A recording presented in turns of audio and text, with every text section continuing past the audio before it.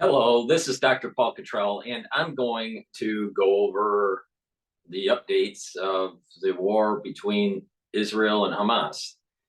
I have the live feed for Al Jazeera and France 24 English right now. So we're going to play this, but let me just do just a recap of what happened over the weekend and last night. The Israeli forces have bifurcated Gaza now. So there's now they're more in control of the northern front. They haven't done the clean sweep yet, but they're surrounding. So they bifurcated the north and the south, right? And then they're surrounding Gaza City. Now there has been evidence that has been shown by the IDF that they have been building hospitals on top of tunnels, not just digging tunnels underneath hospitals, but literally from 2010 were constructing tunnel systems before they actually laid the foundation of the hospitals. I believe this particular one was the Indonesian hospital. And they're using NGO money to do this. Now, there's another hospital that was funded by the Qataris that also has an extensive tunnel system and a launching pad next to it. All right. So there is no doubt 100% that the Israelis attacking these hospitals are legitimate targets. The sad thing is that the Palestinian people allowed this to happen. Now, there are probably parts of the Palestinian people, there are a subset of the Palestinian people, maybe 30%, that didn't want them to do this, but they didn't have the power to overthrow Hamas. But then you have, the majority, 70%, maybe a little less, but the majority that allowed it to happen and maybe wanted it to happen. So, the reality of the situation is the Palestinians need to overthrow Hamas. They should have been overthrowing Hamas for years. They've been preparing for this attack on Israel for years, right? And it wasn't just, just build rockets and shoot. They were building infrastructure as, there were minor conflicts that were happening over the years in recent years. Normally each year there's like a few rockets here, a few rockets there, right? Usually they get shot down. But they were building, over the last 15 years, they were building infrastructure, serious infrastructure, and launching infrastructure for these rocket systems right next to hospitals. So anyone that says that Israel are war criminals because they're attacking hospitals, they're not paying attention to how embedded, how entrenched, how entangled Hamas is within the civilian population. But again, the civilian population should have overthrown Hamas. There are more civilians than Hamas. But the thing is they don't really care about their country. They say they care, but they're not willing to fight for it. All right, let's, with that said, I still don't know the new IDF casualty count. My understanding, deaths are at 25 still, but I suspect that it's higher. I just don't know the number. And I'm working with the number of about 9,200, 9,300 deaths in Palestine. I'm sure it's higher than that. That's just the numbers that I know at this moment. This war, some are taking sides, others are just keeping quiet, waiting to see which way things go. But Israel and Palestine both have a long history, a long complicated history on the African continent. Israel, for example, it helped many countries end white colonial rule. They also are helping countries now with intelligence, agriculture, technology, etc. Where Palestine helped countries also end colonial rule as well. So all those ties are playing out, presenting a mixed bag on the continent. That's why right now you're seeing a lot of mixed sides on the continent, and right now 1 or 2 countries saying they're recalling their ambassadors from Israel because of the current war. Okay, thanks so much for that update. That is Haru Mutasa for us in Harare. Well, 3 children and their grandmother have been killed after an Israeli strike targeted a civilian car in southern Lebanon. Their mother is severely injured. Lebanon's foreign minister says the country will submit a complaint to the UN over the killing of civilians. Hezbollah said its fighters fired rockets into Israel in response. An Israeli civilian was killed in a northern Israeli town. The Israeli army claimed it hit a vehicle identified as a suspected transport for terrorists. Zaina Hodder has more details from Beirut. The statement by the Israeli army saying that they believe that they were acting upon intelligence, that that car was carrying what they are calling terrorists. But they did kill 3 children, including their grandmother. Hezbollah, which on Friday, the Secretary General Hassan Nasrallah promised that any civilian killed in Lebanon. Now, this could have been a failed intelligence, and they kill the family. Maybe. All right. But here's the backstory. All right. So this happened last night. Israel fired into Lebanon, a city near the border. There were 2 cars. One car had 3 children, a grandmother, and the mother. The other car, my understanding, was the father. The father is a journalist. Now, a journalist normally, I don't know if he had a crew with him, but and equipment, but it could have been, I don't know. I'm just saying, what are some of the probabilities? It could have been failed intelligence thinking that this journalist, especially if he had crew members with him, but I don't think he did have crew members with him. This journalist may have been carrying weapons, and that the other car was the shield, the civilian shield or the family shield. Because don't think that these terrorists are just using civilians, but they'll shield with their families. I mean, look at what happened with bin Laden. I mean, bin Laden used his wife as a shield while the special Wild SEAL team came in to kill him. So, I mean, they'll use their family as shields if they have to. All right. But, we don't really know the full story here yet. So did Israel kill the, some of these family members? Because my understanding is that the wife survived, but is injured. Now, Israel has been targeting some of the journalists. The question is why? What is the reason? Is it that they just want to pop off journalists? Or is it that the journalists are part of the terrorist apparatus? Don't think, you step back and just look at what are the possibilities. And, this could have been failed intelligence and they shot people they shouldn't have shot, right? Okay, and it could have been failed intelligence and Israel hit the wrong target. All right, that's possible. And you got to remember, they have thousands of targets going on, right? And at any given moment, deciding or not deciding to hit, right? So there's going to be mistakes that are made in war. This could have been one of them, right? But they may have been targeting him for a reason. Now, Israel has a tendency to hit these, these terrorists, high level and mid level, pretty well. So let's just wait and let's see what Israel has to say. Again, when the hospital hit happened, I was thinking at first, this is probably a missed target, that it was a target that shouldn't have been on the list and they accidentally hit it.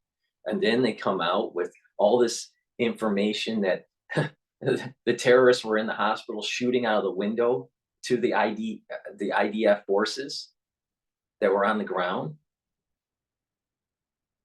and it probably was special forces. I don't think it was regular infantry. But the thing is, they're trying to seek out these tunnel systems, and they're taking fire from the windows of the hospital.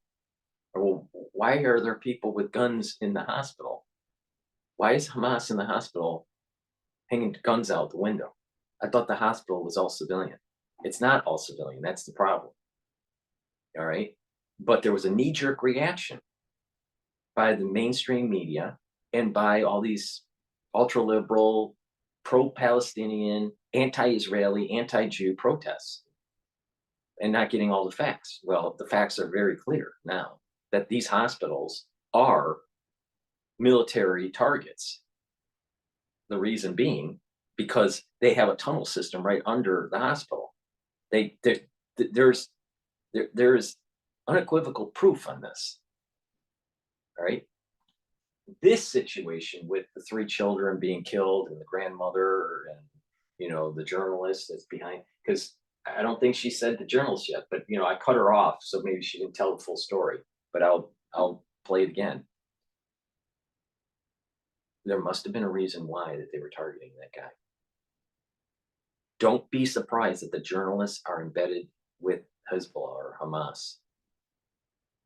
The terrorist apparatus is entangled into the society.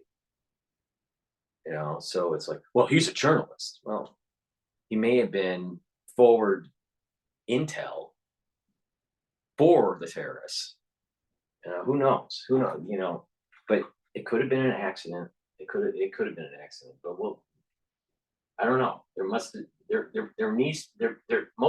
Most likely there's a deeper story to this. Will be responded with an attack in Israel, killing a civilian.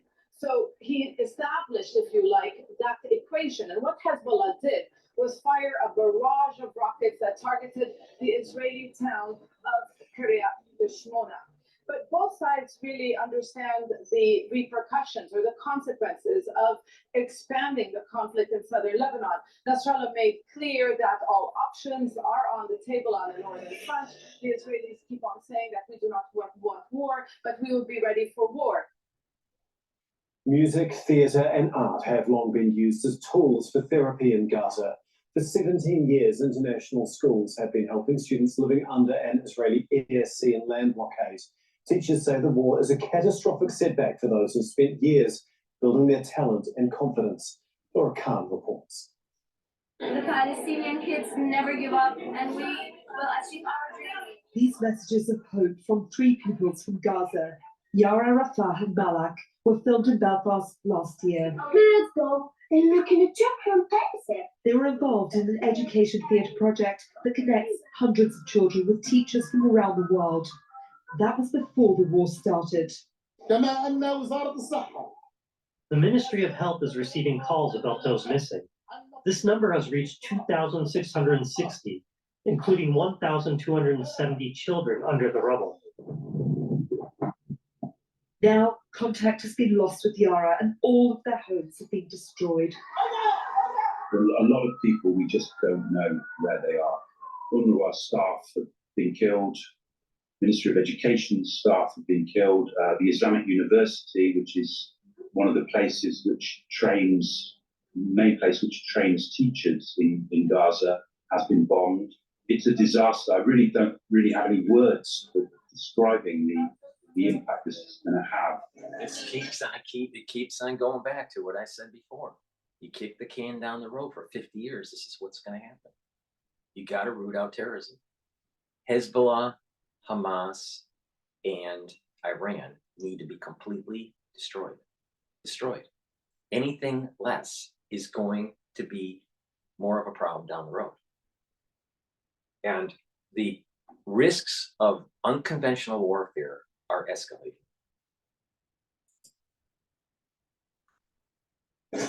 The UN says nearly 250 schools have been bombed, while hundreds of thousands of people made homeless. It says schools are not a target.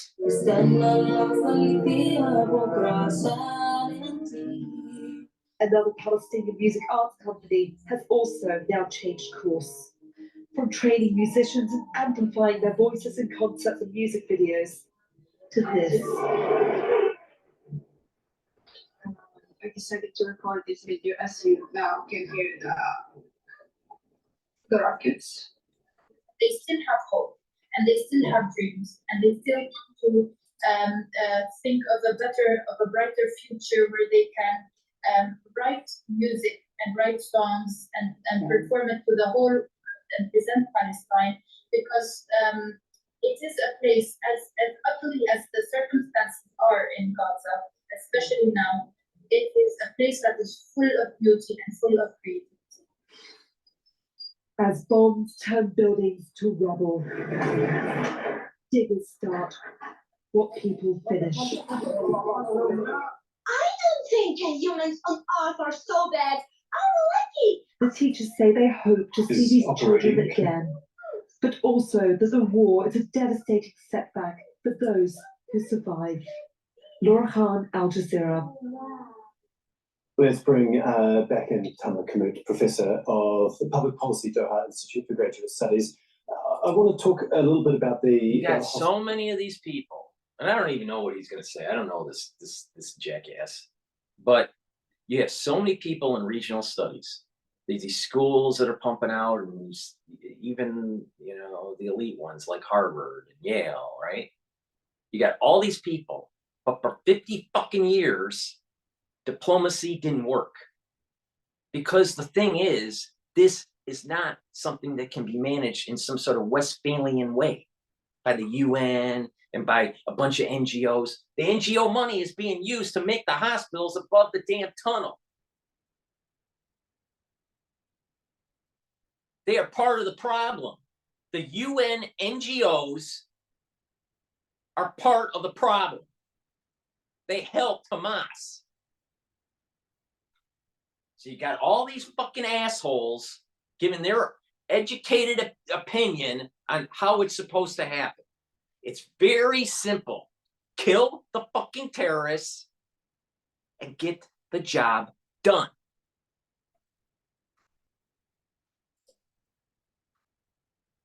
And the issues that they're facing, having to shut down the Indonesian hospital because it's run out of fuel, Al Shifa Hospital having to suspend many of its services because it's running out of power. At the same time, the Secretary of State for the United States has been in Turkey. That's the Qatar one. The running out of power. My understanding is the Qataris were the ones that funded that. And oh, by the way, that's where the rocket launch pads were. I wonder why they were running out of fuel.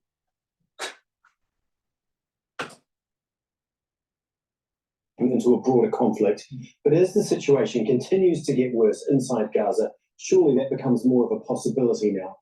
That this could spread from, you know, Israel, Gaza to the wider region. So Tom, I mean, of course it's going to. It keeps. I'm telling you, guys, wake up. It's going back to the temple borders. This is going to be a multi-front war in the region, and it's going to escalate possibly worldwide, where it's going to be 3 theaters: the European theater, the Middle Eastern theater, and the Asian theater. And oh, by the way, how this is all going to play out, the United States is going to fuck up so bad that we're going to actually see the fall of the US empire, just like how the UK saw the fall of their empire during World War I.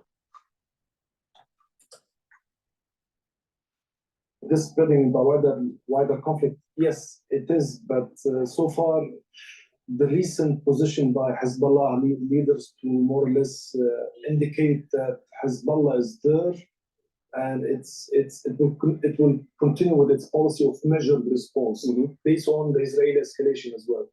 So this does not hint that there will be a regional conflict so far. But you don't think we've reached that tipping point yet? Not yet. But it depends. They're all thinking like they're all trying to figure this out as a chess game. Like it's human guided. It's not human guided. This is divine guided, because the world is too liberal. The world has fallen from grace. the world does not follow the precepts of the major religions to allow for peace to exist. This ultra liberal wokeism that has permeated the world now is the existential threat. Now, there's going to be there are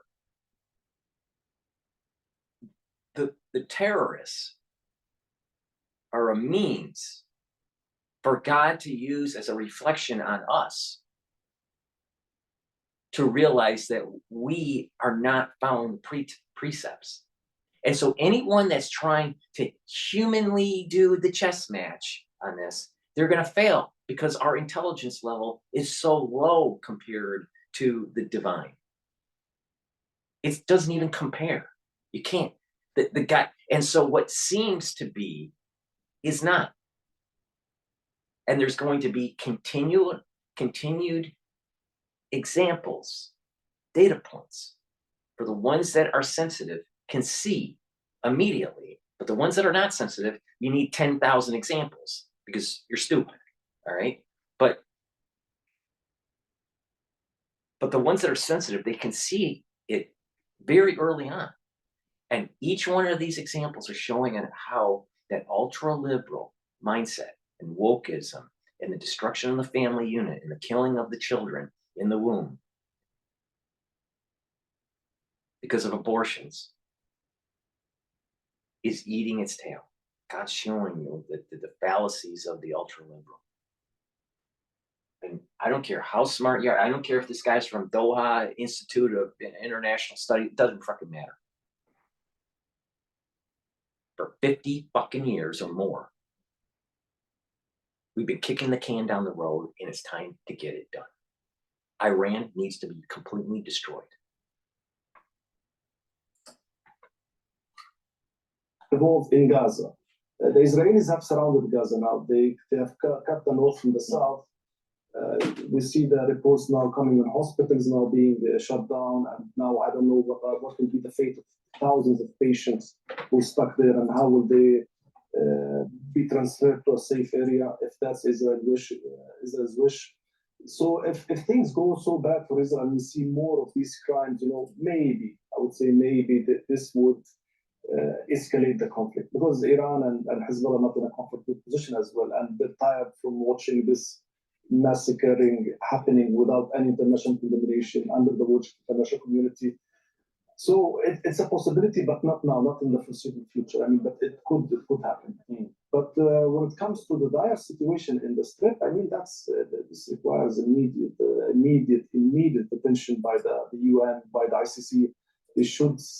That's the time to step in and stop this from happening. This is I've never seen this happening anywhere in the world. Hospitals being shut down. Yeah, cut from electricity, cut from fuel. Israel has crossed all the lines here. I mean, this is not human. This is not human. And despite that, they're seemingly able to do that without too many repercussions. I mean, we've seen joint statements and people calling for a ceasefire, but that hasn't happened. Nothing's changed, but has it? This brings me to Blinken's visit. I mean, obviously, on the top of his agenda was just one thing: buying more time for Israel. The rest is marginal. It's even he did not leave graduate studies with a commitment from Israel from Doha. All right, I haven't heard anything that graduate about this guy. Humanitarian. Let me tell you a little bit of history about American Civil War. This guy, General Sherman, he got the fucking job done. You know how he got the fucking job done? He said, you know what? I'm not going to use a supply line. I'm going to live off the fucking land, and so they can't cut my supplies. I'm going to march right to fucking Atlanta, and I'm going to burn the fucking thing down. That's what he did, and that's how the Civil War fucking ended. That's the problem that we have. We have a bunch of talking heads from Doha and all of these international community experts, regional experts, NGOs, Amnesty International, the UN, politicians that want to make sure that they get reelected. They don't want to get the job done. You got to take a page out of history. And when you're in war, it's total war. And you destroy them. And oh, by the way, it worked.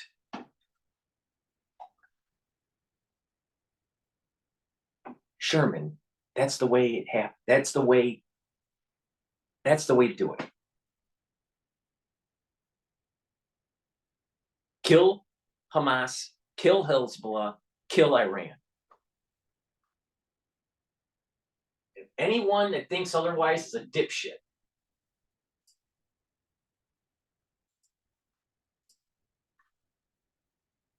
It's like nothing. Everything is still under speculation. So it's such an utter failure for the US because it decided to put itself in this narrow position, give blind support to Israel, no questioning whatsoever. The Because US's it's biblical. image and reputation worldwide has been damaged so. He's trying to use I mean, human so logic. deep This on thing international is, stage. God is showing It doesn't us. make it look good. I mean, so I don't think we will. God is we have seen showing this in us all this the section. evilness of mankind and the failure that we've had. And we let the cancer to metastasize. This is not just in the Middle East. This is in Europe now. This is in the United States. The elevated risk for another 9/11 or cafe bombings like we saw in the 90s, in the late 80s, right? That's an elevated risk now. You know why? Because we didn't demonize terrorists. You know what we do? We have a bunch of woke fucks that are in universities applauding Hamas, not condemning Hamas, applauding. I wonder what the blue-haired ultra-liberals would say about Sherman. And you know what is so odd? All right, and everyone that watches my channel knows that my great-great-great-grandfather fought in the Civil War on the Union side, all right? And I have a very long history in my family of service to country and fighting in many of the wars, all right? And, you know,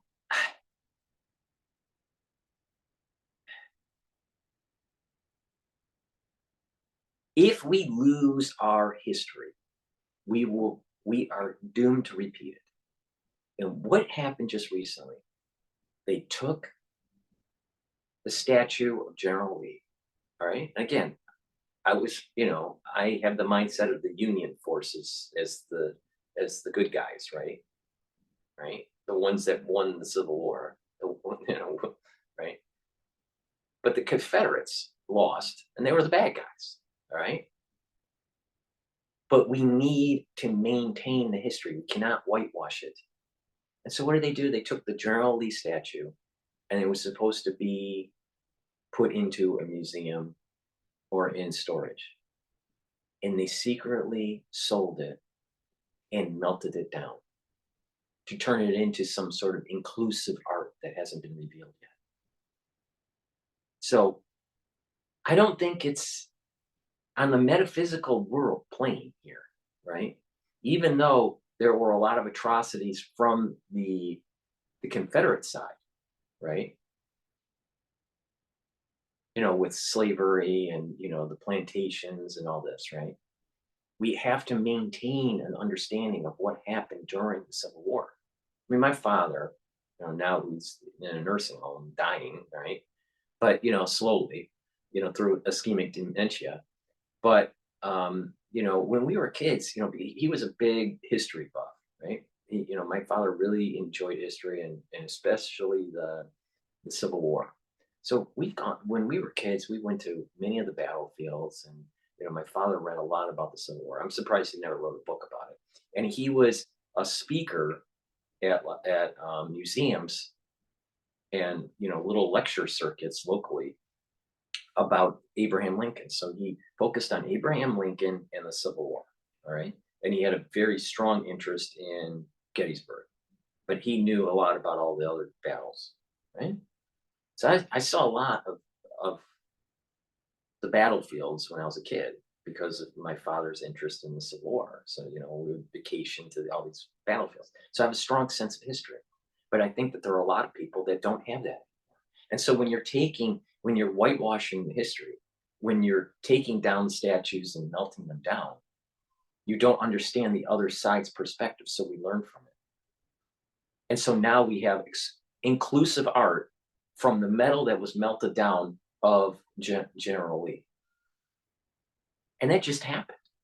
So it's, even though it doesn't seem like it's connected to Israel and the Temple Mount and all this, it's indicative of what's going on with mankind. And that is this ultra-liberal whitewashing history, not paying attention to it, not understanding the Bible at all, right? Not showing respect to the precepts of the Bible and the Torah. And mankind is being shown the fallacy of this logic, this fallacy of this ultra-liberal whitewashing of history. You're seeing it, mark my words, in the near future, you're going to have a Black constituency that's also tied to these ultra-liberals that are white, trying to bring down George Washington's statue that's facing NYSE on Wall Street. All right.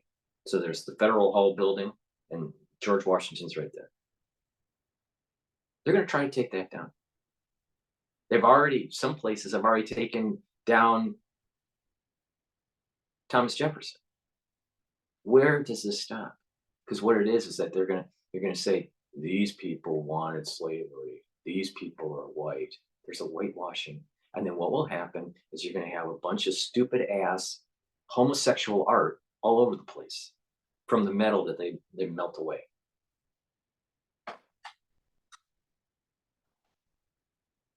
I'm telling you, the world is being judged. We have drifted away from the precepts of the Bible. We have drifted away from the precepts of the Torah. There's not enough people following, the teachings in Christianity, and there's just not enough people are following the teachings of the Torah. And we're having a world that's going straight to hell. And there is a self-correction that takes place from the divine. A lot of killing is going to happen, but it will reach a new steady state of peace and prosperity. But we're all at fault on this. All of us. You, I, everybody. Collectively. There's a collective curse that's going on. But there's going to also be blessing, individual blessing and a collective blessing for certain people as this entanglement gets unraveled, right? We can't whitewash history.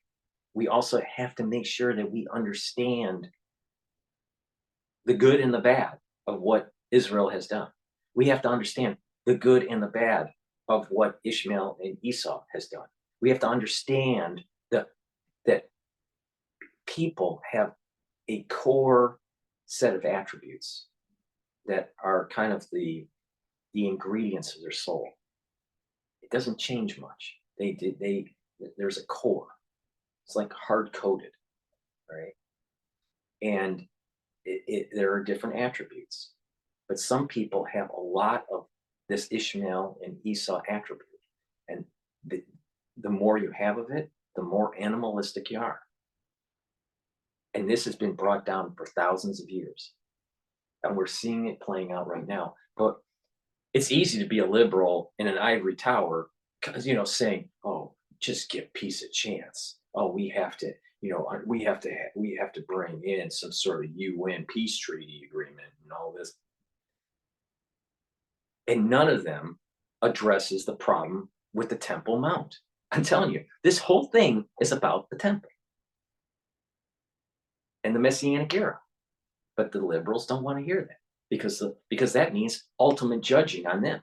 If they don't change their ways, that's an ultimate judge because their ways are antithetical to the precepts of the Bible and the Torah.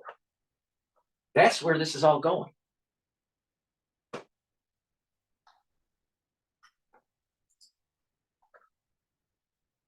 the Turkey gave to Blinken. I mean, so it's obviously there is a rift growing between the US and its key allies in the region, be it Turkey, be it Arab countries, everyone. I mean, enough is enough. They're fed up with what they see, the lack of action by the US, the inability of Blinken to enforce anything. He's just supporting the Israeli narrative, the Israeli policies, tactics, and he doesn't have anything meaningful, to give to these countries. You said that Blinken's trying to buy more time for Israel. For them to do what? To keep doing exactly what they're doing. But so far, the Israelis have not been able to achieve any substantial, let's say, military gain or winning. I mean, yes, they went inside the Gaza Strip. They entered the buffer zone areas, but they haven't been able to This is day 30. They just started going in with their troops to seek and destroy the tunnel system. It's going to take months, and they're going to decapitate the Palestinian government.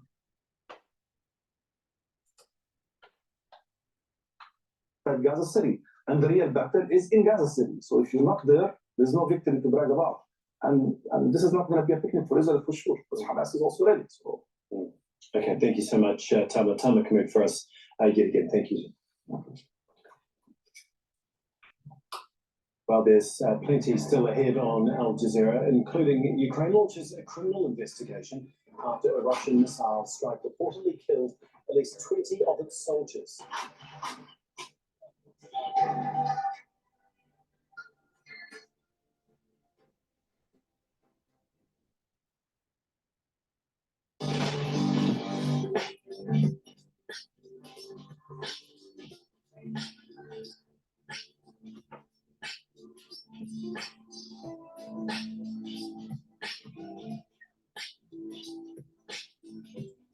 So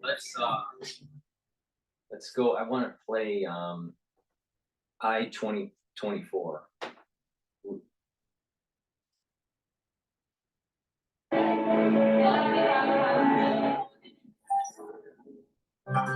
Esta semana en News 24, Israel bajo ataque.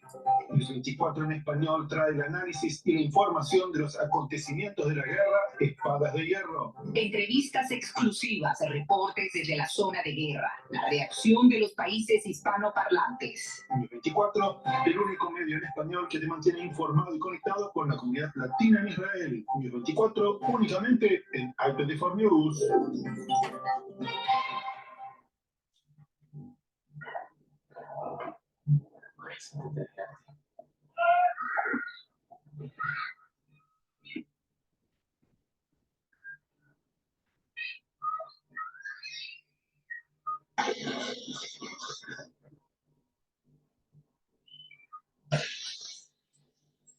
Telling you, total war.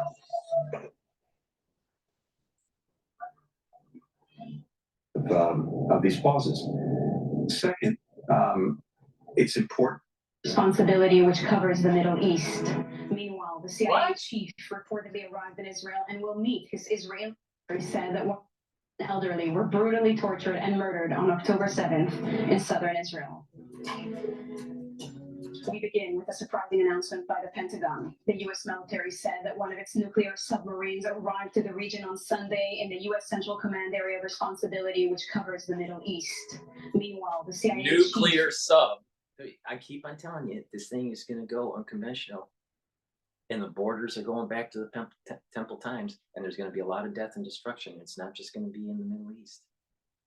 I'm telling you, this is fucking going. This is going fucking full bore.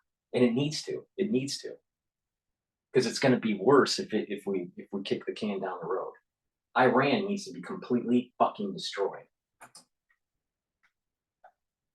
Reportedly arrived in Israel and will meet his Israeli counterparts later today. This follows the U.S. Secretary of State Anthony Blinken's visit to the region, including a trip to Israel, Jordan, the Palestinian Authority, Turkey, and Iraq. Blinken continued to stress the need for a humanitarian pause. Let's have a listen. Israel's raised important questions about how humanitarian pauses would work. We've got to answer those questions. We're working on exactly that. In fact, we agreed that our teams would get together, and they're doing just that. You know what? You know, he should have said. He should have said. You know, how do we prevent Hamas digging back in, recharging, you know, their batteries for rockets, refueling them, stealing the aid, and preparing for a ground invasion when the IDF decides to do it. Instead of hee-hawing around going, you know, we're trying to, you know, deal with their worries. Why doesn't he just say it? I mean, the world knows. You know, this is the thing I have a problem with politicians, even though he's Jewish. It's only half measured, because you know they're trying to balance all these things, but the largest weighted balance isn't doing the right thing. It's making sure that their constituency stays happy, so they stay in power, so they're reelected. A ceasefire isn't going to work, and it's only going to postpone the inevitable, and that is the absolute fucking destruction of Hamas. Through the specifics, the practicalities of these pauses. Second, it's important that the pause advance a number of things. One of them is hostages. We are intensely focused, the United States, Israel, every other country that has one of its citizens being held hostage by Hamas, to bring them home. There are 241 hostages currently held in captivity by Hamas in Gaza. Over 30 of them are children and babies.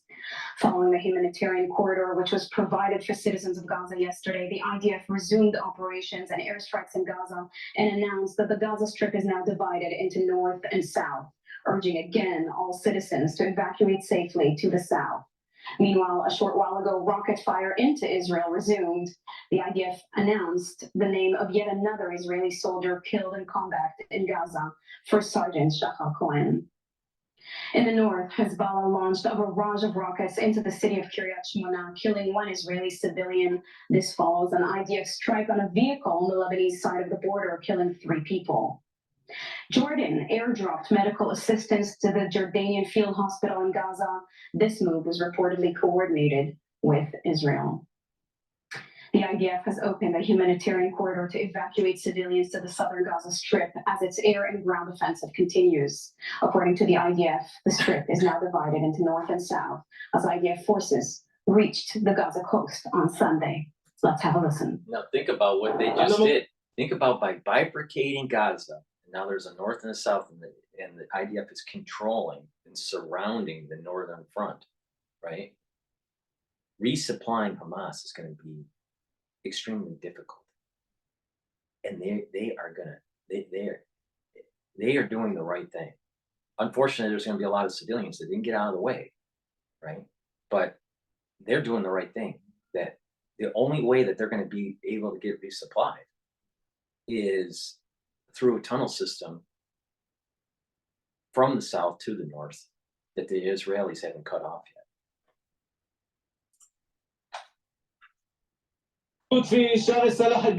I am currently standing on the Salah ad-Din Road south of Zaytun neighborhood.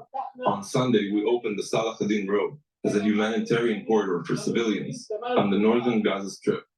I ask again that all civilians of the northern Gaza Strip move south of the Valley Gaza. The northern Gaza Strip and Gaza City are a war zone, a very dangerous area. The criminal Hamas terrorist organization are using you as human shields. Move south of Valley Gaza. We're facilitating humanitarian aid to the area of South Valley Gaza.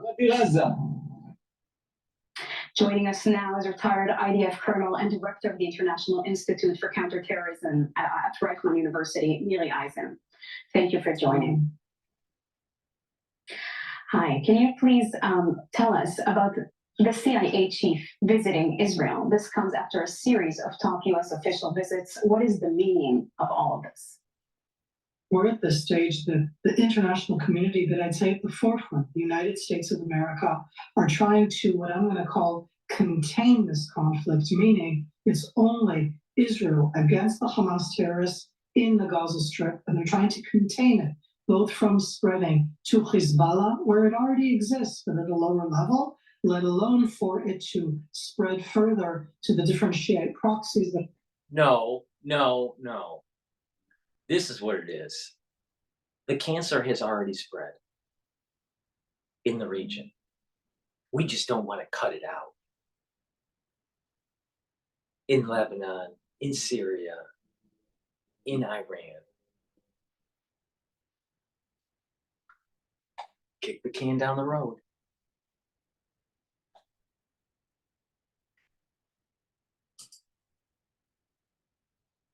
Attacking U.S. forces throughout the Middle East, and of course behind that all Iran. So there's a variety of different ways of trying to contain that. Everybody right now in the world, and I say in that sense also in Israel, nobody here wants a regional conflict. Having said that, this is part of the challenges of how do you contain it. It's not a matter of what you want. It's a matter of what the divine is pushing for. This is the big thesis of this whole thing. This is not human. These are not human events. This is a divine event that is of a much higher intelligence that you're not going to be able to outmaneuver. The only thing that is going to happen is either complete destruction and world peace is going to be ushered in, or you kick the can down the road and it's going to get even worse. You're being tested. You're being tested. And it doesn't matter what you want. It's been written for thousands of years the way this is going to play out. Now, there's a very strange, and maybe I'll read it in another video. Maybe the next video I do. There's a very strange page in the Zohar talking about these events, and there's a rhythm, there's a hint of it, of the events that are happening here and what is predicted in the Zohar. All right. The problem is that the day of the week that it's supposed to happen on, it didn't happen on that day of the week. So that means that the actual 70-day countdown for the Messianic era, 70-day countdown, all right, didn't happen. But this is a stepping stone for the 70-day countdown. Now, how many years away from it? I don't know. But you have to look at the lunar calendar and how it intersects certain days in the solar calendar. And there's going to be another portal where everything aligns, where there's the 70-day countdown. 70-day countdown, not 70-year countdown, 70-day countdown. So that didn't happen, but it's very reminiscent. And the thing is that the actual 25th day of the 6th month in the lunar calendar coincides this year in 2023 for September 11th.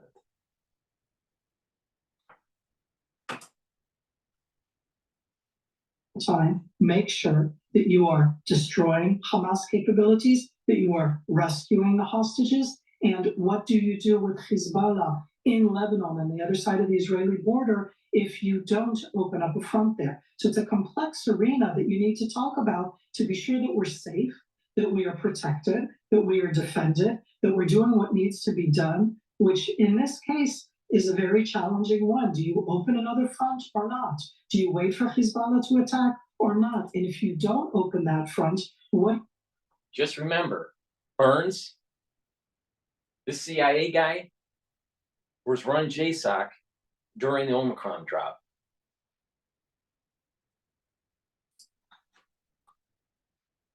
Do it Hezbollah on the day after. We're all focused on the Gaza Strip. We're all focused on Hamas capabilities, but there is that question there, and that's where both the United States and the international community have really important input into what could happen. The U.S. military mobilized a nuclear submarine into the Middle East. What's the message here? It's clearly a message of deterrence. Is it deterrence to Iran? You're speaking of other fronts that might be opening.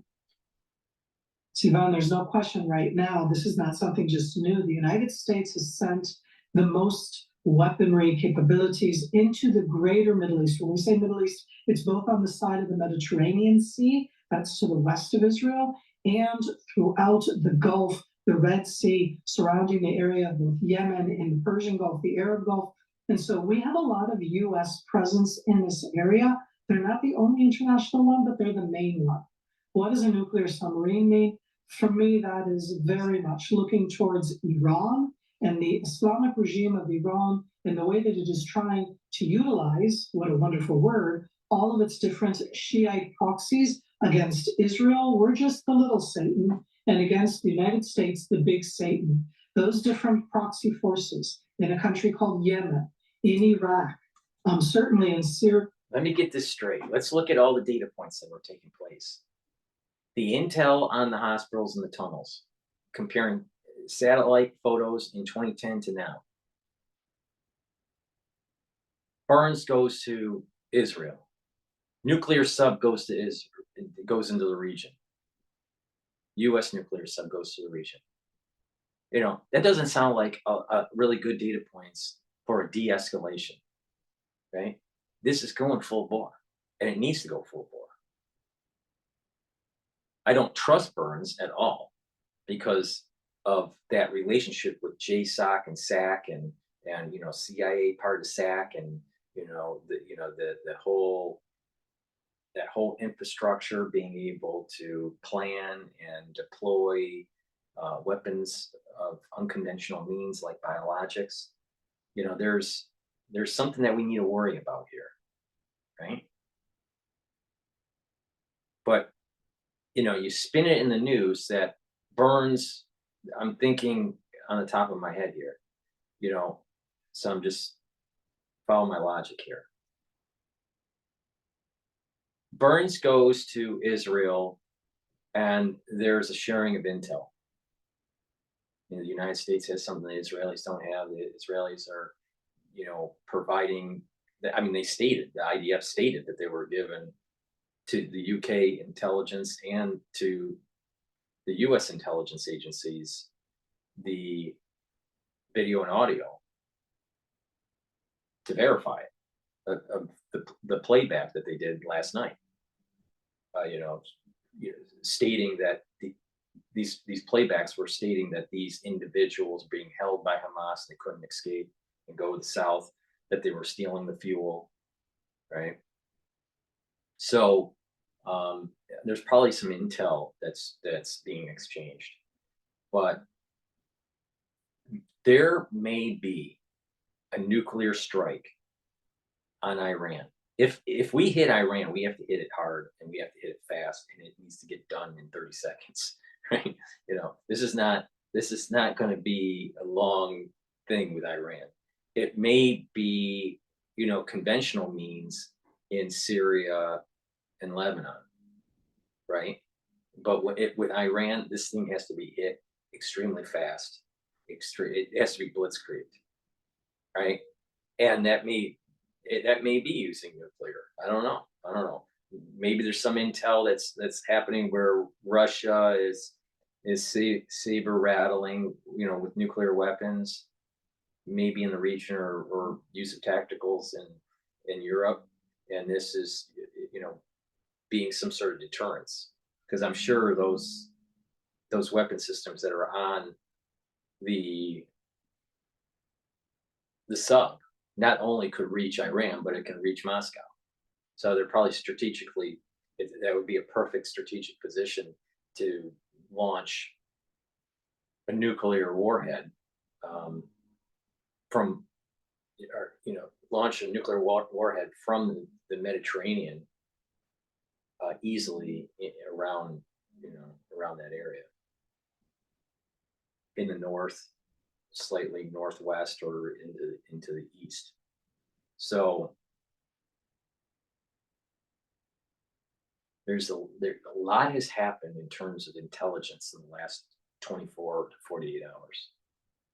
That's something that we have to keep in mind. But I don't trust Burns at all, because of that whole relationship with JSOC and SAC and you know, the use of biologics.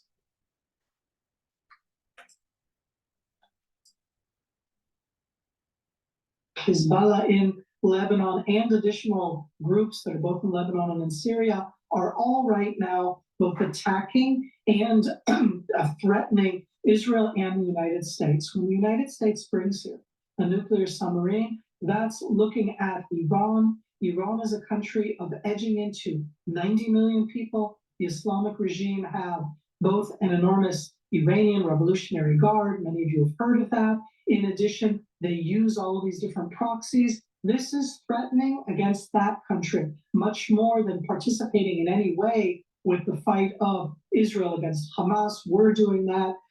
It could also be of interest looking, as I said, at the proxies of the Iranian presence both in Lebanon and in Syria, Iraq, as I said before, but the focus back towards Iran.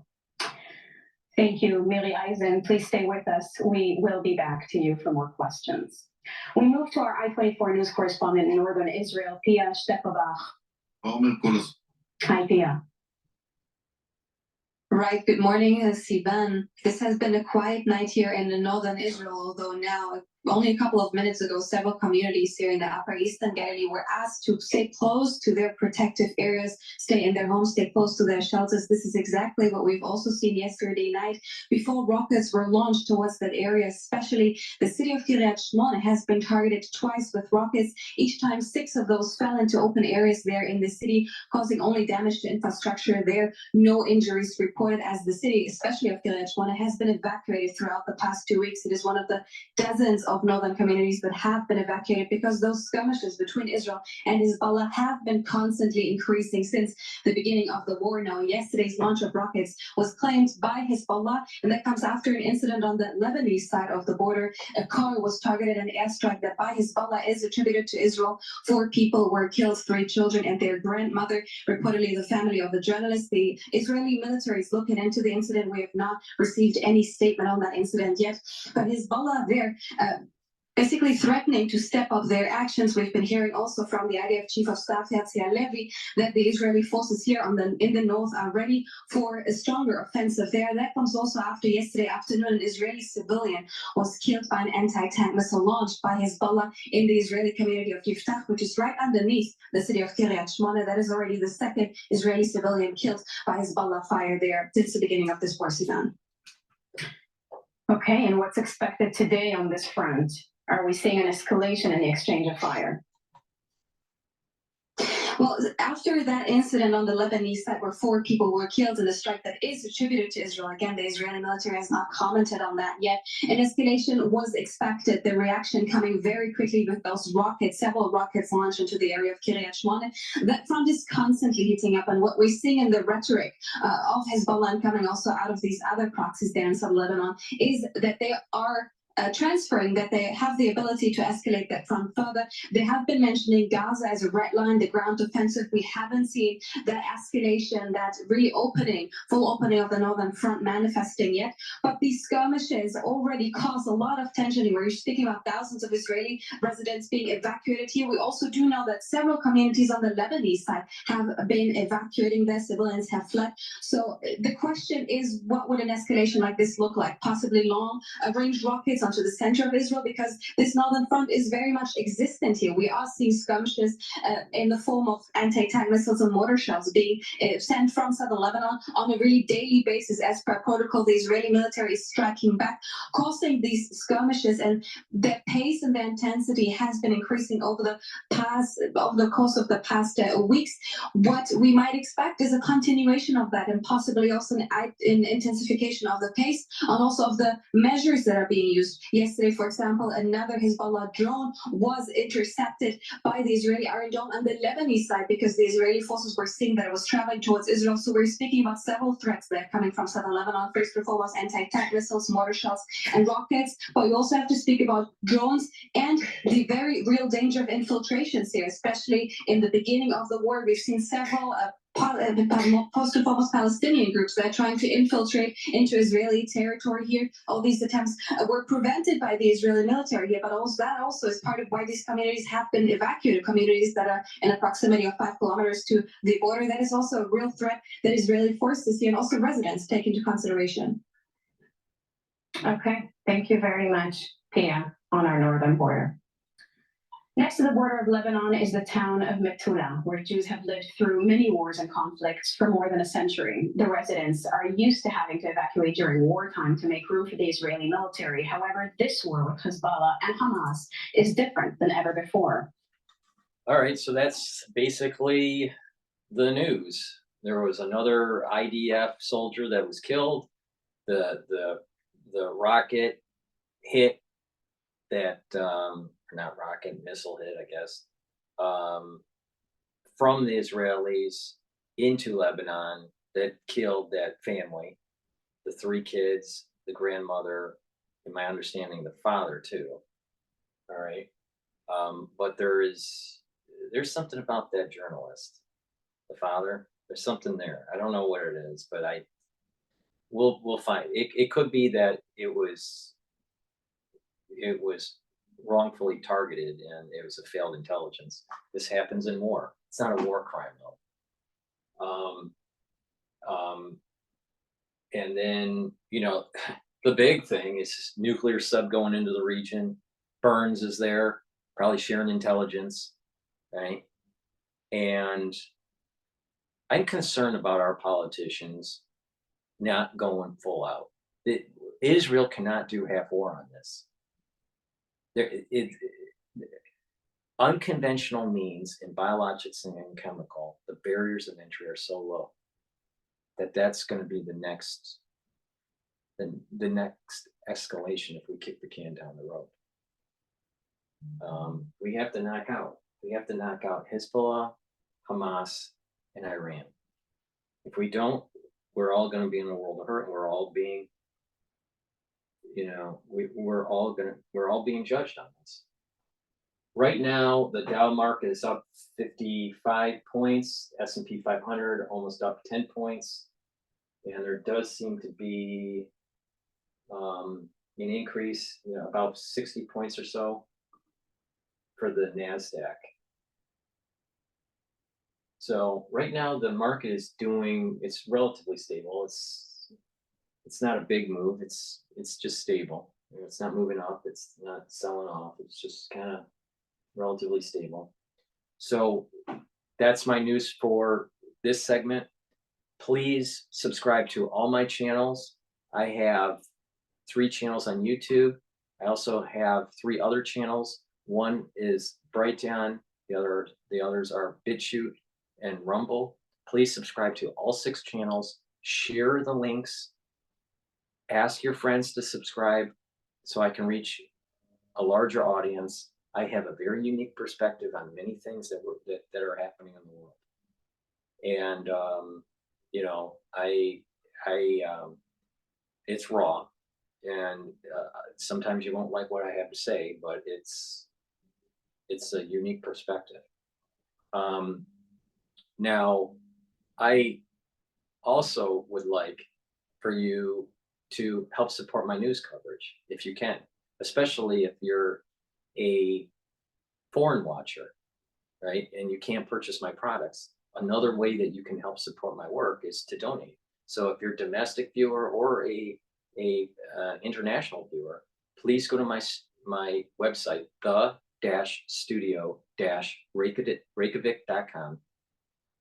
Again, the website is the-studio-reykjavik.com. The link is in the description of this video and all my videos, so it's easy. Just click the link and I'll take you to my store. On the home page at the very bottom, you can donate through Stripe or PayPal. You can also donate through Buy Me a Coffee. The link is in the description of this video. That's a great way to help support my work. Another way is to be a paid subscriber for my Patreon channel. And that way it helps to support the news coverage. I take the stance that I want to share my content for free. I don't put stuff behind some sort of paywall, right? So when I'm covering the news, and these are really important things that are happening in your life, either health-wise or understanding the geopolitics of this crisis, or how the market may change and hurt your portfolio, or change and help your portfolio. I feel as though sharing information for free is the right thing to do. But for me to do that, people would have to help support, and that support is through donations and also through purchasing the products on my store. So the domestic viewers that can get my products in the United States, please go to my store, the-studio-reykjavik.com, to be able to improve your health and to support my news coverage. So what you can do, it's the-studio-reykjavik.com, and you can purchase these different health products, and you follow my protocol, and you're going to actually heal your body. You're going to improve your immune system and slow down the aging process. It's based on 3 pillars. The protocol is based on 3 pillars, the core part of the protocol, and then you add to it. The core is neutralize pathogens with structural nanosilvers, reduce reactive oxygen species with strong antioxidants like C60, and bring down inflammation by using turmeric and ashwagandha. Then you add stuff to it like B complex and clarity factor and collagen and D3 and a lot of other stuff, right? But the core, and you do that every day, months on end, what you're going to notice is that you're healing, you're going to be healthier, you're going to have more energy. And when you mix it with proper diet, proper exercise, proper supplementation, proper sleep, and proper mental challenging, you're actually going to age slower. One of the products that you can get on my store that helps to neutralize pathogens is the Health Max 35. It's a 35 ppm structural nanosilver. It's a liquid. I take a teaspoon of it a day, and I swish it in my mouth, I gargle with it, and I swallow it, right? For 20 seconds in the mouth, and the 20 seconds for the gargling, and then swallow it. Take this every day, teaspoon. If you're not feeling well, take a tablespoon or 2. Turmeric. This will bring down that inflammatory response and help to heal your body. So this is part of the anti-aging protocol. Please go to my store and purchase the turmeric. Another thing that is really important is to control your blood glucose levels. So ashwagandha is a great way to do that, and it'll help to bring down that inflammatory response from those high glucose levels. C60, I sell this in coconut and in avocado. This is the avocado version. I sell it in a 2 ounce, a 4 ounce, and an 8 ounce bottle. And what that does is that it's a very strong antioxidant. You take this every day. I take a teaspoon of it a day. Take it every day. If you work out, take it right before you work out, and your recovery is going to be actually better.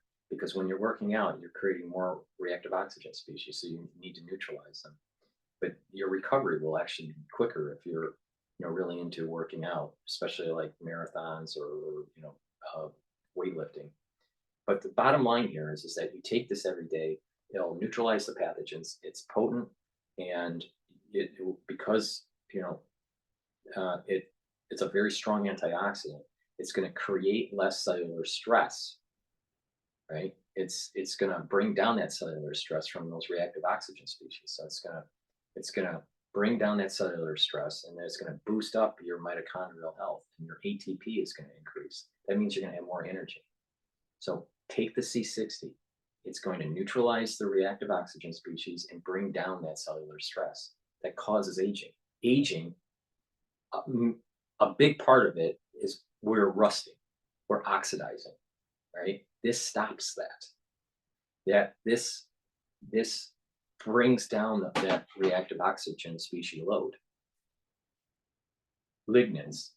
This is a hormonal supplement for males and females It'll help to it'll help with ovarian and uterine and prostate health. All right. It has been also found to be a supplement to prevent or to try to mitigate cancer. All right.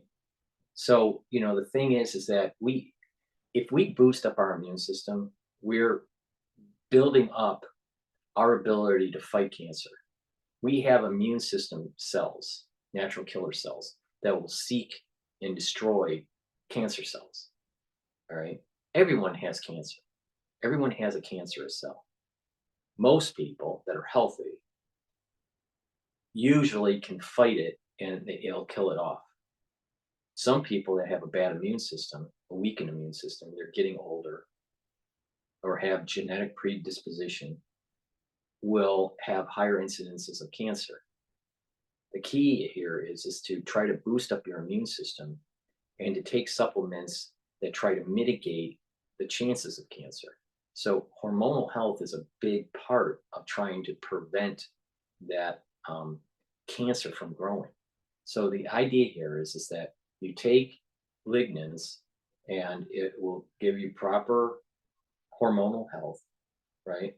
It'll actually help mitigate the hot flashes for females that are postmenopausal.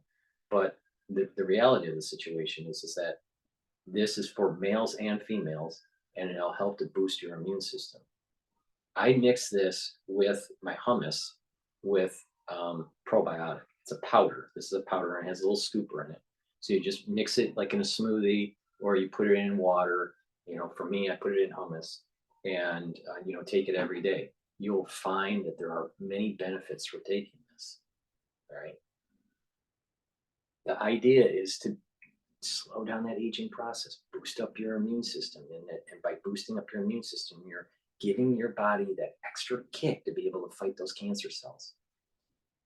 Silver gel. I have two different types of silver gel.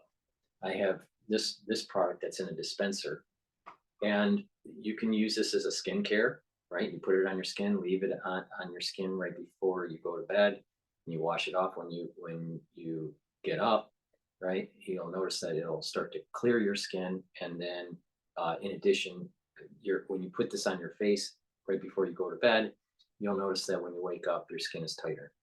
Now, you can also put it on a skin abrasion. It'll help to heal it quicker, or a cut, a minor burn, acne, and the same thing on this one. Basically, the difference is that it's two different laboratories. This one is slightly more in ppms. This one I think is 24 ppms, and I believe this one is 30 ppms. 35. 35. This is 35 ppms, and this is 24 ppms. So, you can use this as a skincare product, but also to neutralize pathogens. So both of these, what you would do if you're going through the cold season and you want to try to neutralize pathogens, what you do is you put it around your mouth, around your nose, lightly coat your nostrils, lightly coat your ears and your eardrum, and lightly coat your eyes. Close your eyes and lightly coat it. And then, that's good for 5 hours. Put it on your hands, right? And you're good to go, and it'll neutralize pathogens. So you're neutralizing pathogens during the cold season with the gels, and you're neutralizing it every day with I take this in the morning. So, but you can, pick the time you want to take it at night. It doesn't matter. But I take a teaspoon of this every day. Another way to neutralize pathogens is taking a structural nanosilver soap, or it's not soap, toothpaste. This is the second time I said that. Structural nanosilver toothpaste. This structural nanosilver toothpaste will whiten your teeth, freshen your breath, reduce that inflammation at the gum line, and it will improve your cardiovascular health. Poor oral hygiene, because of the bacteria in our mouth, if it gets into the bloodstream, can affect affect our blood vessels, and it can affect our valves in our heart. When you're neutralizing the pathogens, you're reducing that chance. This is a very high quality toothpaste. So please go to my store, get a couple tubes of this or a few tubes of this toothpaste. It is a very high quality product. Help support my work by buying the toothpaste. You need to brush your teeth anyway, so you might as well help support my work. This has no fluoride in it. So this is the health benefits of this are far exceed, some of these other, crappy toothpastes that are on the market. And this toothpaste is actually better than what Alex Jones sells. Alex Jones sells a good toothpaste. DrPaulCottrell sells a better toothpaste. So go to my store, the-studio-reykjavik.com, and purchase the toothpaste that I have on my store. Now talking about soaps, structural nano silver soaps. I have 5, I believe it's 5 different scents. And this is a high quality soap. Great way to support my work. You need to, wash your body, right? But this will neutralize pathogens because of the structural nano silver that's in it. So use this soap. It's a high quality soap. All my products are high quality. Go to the store, the-studio-reykjavik.com, and purchase the structural nano silver soaps. We're in cold season still until March in the United States. You need to get lozenges. So I have sweet menthol lozenges. I also have green apple lozenges. Both of those are in the 20 count. And then I also have a product that are drops. I have it in 2 different flavors. The drops come in a 100 count bag, and they are either in blueberry flavor or honey lemon flavor. So try those.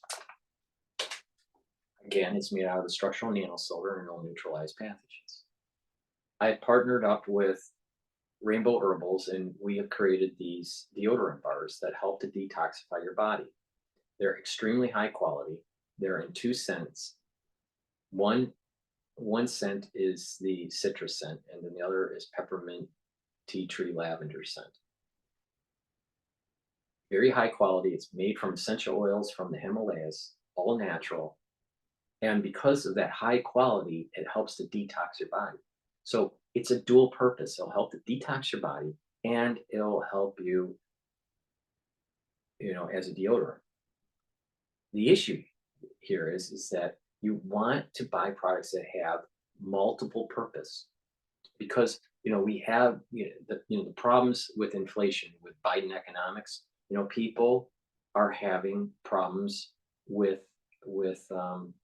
purchasing goods because their buying power is less. Well, you want to buy products that have dual purpose. Like I said before, this silver gel is a dual purpose product.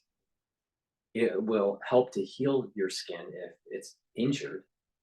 It'll neutralize pathogens when you need to. And then it's also a skincare product that actually helps to improve your skin when you use it every day. Same thing here. This is a dual product. It helps to detox your body, and on top of it is a deodorant. Very high quality. Try it out. Go to the store, the-studio-reykjavik.com, and get either citrus or the peppermint lavender. I prefer the citrus. I'm not a big fan of peppermint. I don't like peppermint. I've never liked peppermint ever since I was a kid. And that's okay. Some people like peppermint, but DrPaulCottrell doesn't like peppermint. Multivitamin. All right. This is really important to add to the protocol. The reason being, it's easy to digest. This is the way this is made. It's easier to digest. It's easier on your stomach. And on top of it, it has the cofactors, the minerals and the vitamins. These are the cofactors that your enzymes and metabolic processes need to be working properly. If you're low on the minerals and the vitamins, then your processes are going to be subpar. These metabolic processes are going to be subpar. So it's really important to add this to your protocol and take it regularly. So these are some of the products in my store. I have a lot of others like collagen and clarity factor and goodnight formula and B complex, vitamin D and zinc and magnesium, digestive enzymes. I have a lot of really good products that if you just focus on taking them on a regular basis, your body's going to heal, your immune system's going to go up, and you're going to slow down your aging. Thank you for supporting my work, donating, purchasing the products, and sharing the content. Please continue to help support and continue to share the links for me to be able to reach out to more people, to be able to try to help them improve their health so they don't go down the road of the pharmaceutical path. Pharmaceuticals in general, like the statins and the beta blockers and the alpha blockers and the diabetic medication and all this stuff, they have side effects, especially when you're taking it long term. And and it can be very costly, especially when you get older and you don't have the same disposable income, right? It's better to invest in your body while you're younger, so when you do get older, you're not stuck on these, and you don't need these medications because of cardiovascular disease and diabetes and many other diseases. But those two are very prevalent in the United States. Preventative medicine is medicine.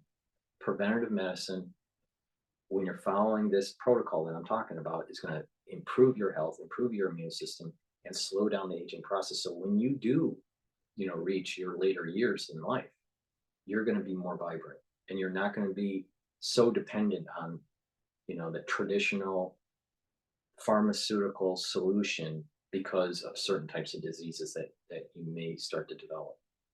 The whole idea is to invest in yourself now. The earlier the better, because there's this compounding effect in health when you do that. Thank you for listening, and have a nice day.